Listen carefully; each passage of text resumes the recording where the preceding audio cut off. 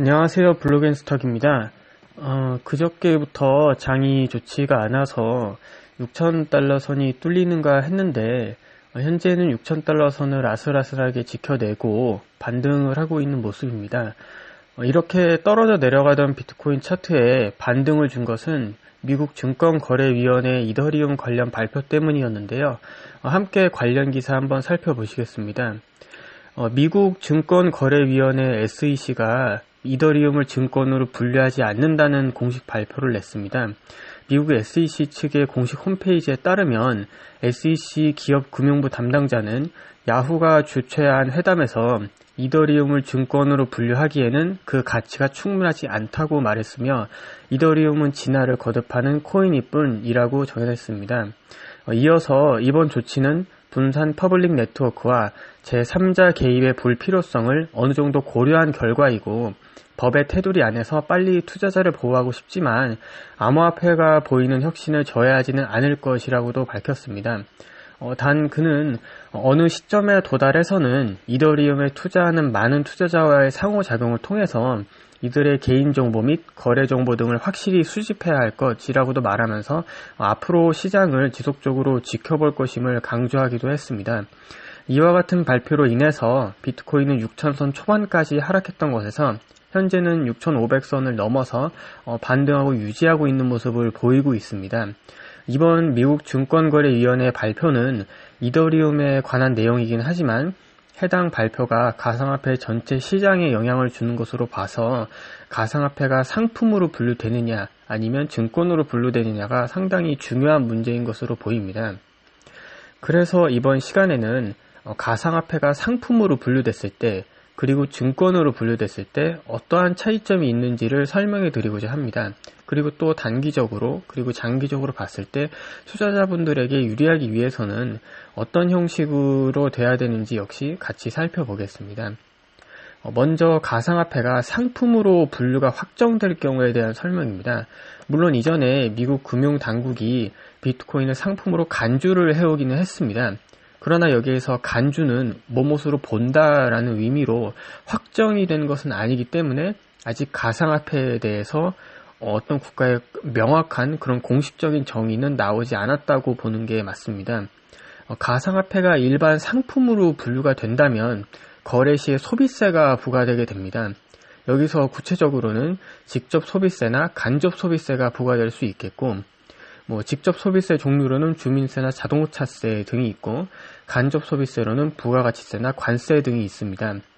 가상화폐가 일반 상품으로 분류가 됐을 때 세금 이름을 정한다면 가상화폐세, 코인세 이런 거 정도가 될 것 같습니다.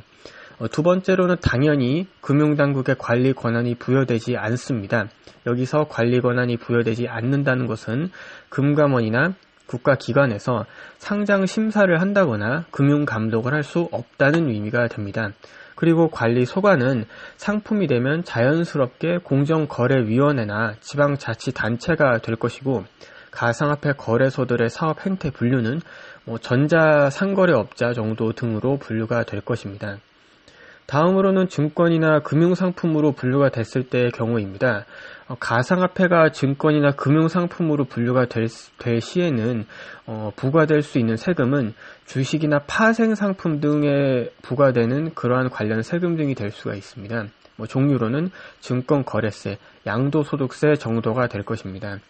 또한 당연히 금융당국의 관리 권한이 생기고 관리 소관 역시 금융당국이나 화폐로서의 역할도 인정이 될 경우 중앙은행 이렇게 될 수가 있습니다. 가상화폐 거래소 사업 행태 분류 역시 한국거래소 등과 마찬가지로 금융서비스업 등의 형태가 될 것이고 이전에 비해서 훨씬 강도 높은 절차 및 심사가 이루어지게 될 것입니다. 정부는 아마 잠정적으로 증권이나 금융상품으로 분류가 되는 것을 원하긴 할 것 같습니다. 왜냐하면 정부의 입장에서는 거래소는 거래소대로 세금을 매기고 저희 같은 투자자들에게는 24시간 쉬지 않고 거래가 이루어지는 그 상황 속에서 거기서 발생하는 모든 이익이 나는 거래에 세금을 매길 수 있게 되기 때문에 정부 같은 경우는 증권이나 금융상품으로의 분류를 원하고 있을 것 같습니다. 그래서 지금까지 가상화폐가 상품일 때 그리고 증권일 때 차이에 대해서 알아봤는데요. 단기적으로는 지금처럼 상품 수준에 머물러 있는 것이 투자자분들에게는 좋을 수 있겠습니다. 왜냐면 규제도 좀 덜하고 세금 추적도 힘들고 하니까요. 근데 장기적인 관점으로 봤을 때 가상화폐는 금융자산이나 투자자산으로 인정을 받아서 증권이든 금융상품이든 화폐든 이 세 가지 중에 하나 정도로는 분류가 되긴 해야 할 겁니다. 왜냐하면 규제가 강도가 높아지고 세금이 더 많이 나올 것이 예상된다고는 해도 그렇게 해야 정말 대규모의 자본들이 들어와서 시장을 살려낼 수 있을 거기 때문입니다. 솔직히 지금 이 가상화폐 전체 시총 규모는 국내나 해외 코스닥이나 나스닥 이런 주식 시장들에 비해서 시총 규모가 턱없이 작습니다. 그래서 규제도 어느 정도 있고 국가에서도 공식적으로 인정을 해야 시장이 좀 더 커질 수 있는 게 아닌가 그렇게 생각을 합니다. 이번 영상은 여기까지이고요. 지금까지 블록앤스탁이었습니다. 좋아요와 구독 많이 부탁드리고 앞으로도 열심히 하겠습니다. 감사합니다.